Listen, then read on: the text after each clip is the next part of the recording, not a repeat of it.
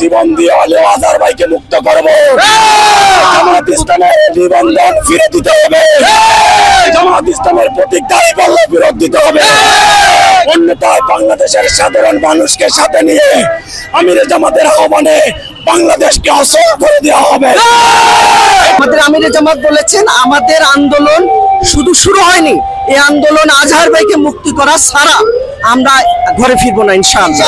বিগত 14 বছর এটিএম আজহারুল ইসলাম তথাকথিত সরকারের ক্যাগনারু ট্রাইব্যুনালে তাকে ফাঁসিদণ্ড দেওয়া হয় এবং এটা আপিলে আছে, এখন রিভিউর জন্য আছে, কিন্তু আমরা জানি না অজানা কোন কারণে তাকে মুক্তি দেওয়া হয়নি। বাংলাদেশ জামাত ইসলামের সর্বস্তরের নেতাকর্মী দেশব্যাপী আজকে এই আন্দোলনের ডাক দিয়েছে।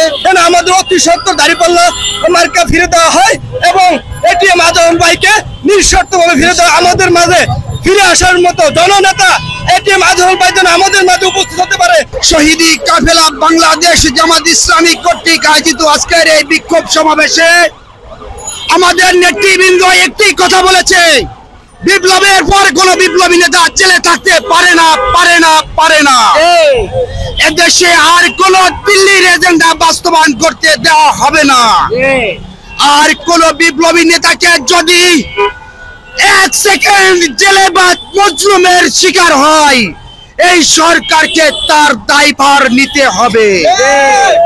বিপ্লবের পর এই বাংলাদেশে আর কোন জালিমের স্থান দেওয়া হবে না। আমাদের এই বিক্ষোভ সমাবেশ থেকে একটি হুঁশিয়ারি দেওয়া হয়েছে, 13টি বছর এই মজলুম কারাগারে তার নির্বাসন হয়েছে, আর 13টি সেকেন্ড বাংলার মানুষ তাকে কারাগারে দেখতে চায় না। অবিলম্বে তাকে মুক্তি দিয়ে বাংলার জনগণের কাছে তাকে ফিরিয়ে দিতে হবে, এটাই জনগণের প্রত্যাশা।